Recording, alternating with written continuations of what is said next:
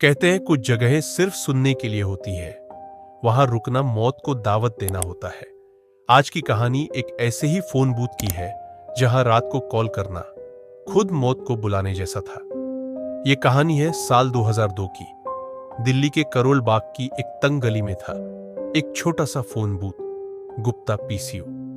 दिन में सब कुछ सामान्य था, लेकिन रात को वहां कुछ अजीब घटता था। लोग कहते थे अगर कोई रात के ठीक 12 बजे वहां से कॉल करे तो नंबर जुड़ता नहीं, लेकिन किसी औरत की चीखें सुनाई देती है। गुप्ता जी, जो उस बूथ के मालिक थे, कभी इन बातों को नहीं मानते थे। उनका कहना था लोगों का वहम है। मगर एक रात सब बदल गया। एक कॉलेज का लड़का रोहित हिम्मती था। उसने अपने दोस्तों से शर्त लगाई, मैं रात 12 बजे इस बूथ से कॉल करूंगा। 11:59 पर बूथ के बाहर अजीब सी हवा चली। 12 बजे रोहित 12 बजे कॉल करेगा।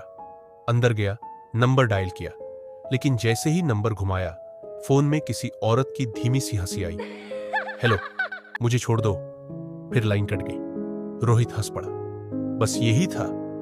मगर जैसे ही उसने बूथ के कांच में देखा, उसके पीछे एक सफेद साया खड़ा था, लंबी छोटी, आंखों से खून। रोहित ने तुरंत पलट कर देखा, पीछे कोई नहीं था। उसके दोस्तों को लगा वह मजाक कर रहा है, लेकिन रोहित की आंखों में डर था। अगले दिन रोहित कॉलेज नहीं आया। उसका मोबाइल बंद था। 2 दिन बाद उसकी लाश एक नाले के पास मिली। चेहरा पूरी तरह जल चुका था, लेकिन हाथ में था बूथ का टोकन नंबर 13। पुलिस ने केस बंद कर दिया, शॉर्ट सर्किट से मौत। लेकिन टोकन नंबर 13 का रहस्य सबको डरा गया। फिर एक और घटना हुई। एक रिक्शा वाला मुन्ना रात में बूथ के पास से गुजर रहा था। उसने देखा बूथ की लाइट जल रही थी, पर अंदर कोई नहीं। जैसे ही वह पास गया, फोन का रिसीवर लटक रहा था और उसमें से आवाज आ रही थी, वापस मत आना, इस बार ले जाऊंगी। मुन्ना ने अपनी आंखों से देखा, एक सफेद साड़ी वाली औरत धीरे धीरे बूथ के अंदर गई और हवा में गायब हो गई। अब लोग कहने लगे बूथ में किसी आत्मा का वास है। गुप्ता जी डर गए। उन्होंने एक पंडित को बुलाया। पंडित ने पूजा की और फिर एक चौंकाने वाली बात बताई। इस बूथ में एक औरत की आत्मा है जो किसी अधूरी कॉल को पूरा करना चाहती है। हर बार कॉल 3 सेकंड में कट जाती है और आत्मा और ज्यादा गुस्से में आ जाती है। गुप्ता जी का चेहरा पीला पड़ गया। उन्होंने बताया, साल 2001 में एक लड़की नीलम यहीं से किसी को कॉल कर रही थी। वो मदद मांग रही थी। तभी उसका पति पीछे से आया और बूथ में पेट्रोल छिड़क कर आग लगा दी।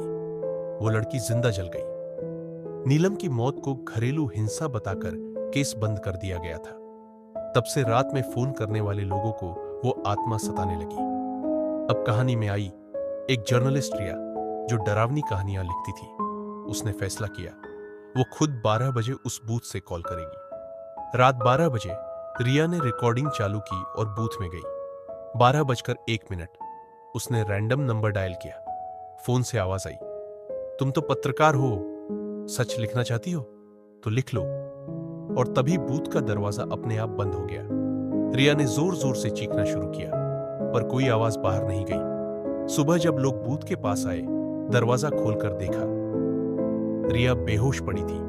उसके हाथ में एक चिट्ठी थी, जब कोई औरत चीखे तो उसकी आवाज दबाओ मत। अगर किसी ने मेरी चीख सुनी होती तो मैं आज जिंदा होती। उस दिन के बाद गुप्ता जी ने बूथ हमेशा के लिए बंद कर दिया, पर रिया की कहानी वायरल हो गई। आज भी लोग कहते हैं जब किसी औरत की आवाज दबाई जाती है, एक नीलम फिर से जिंदा जलती है।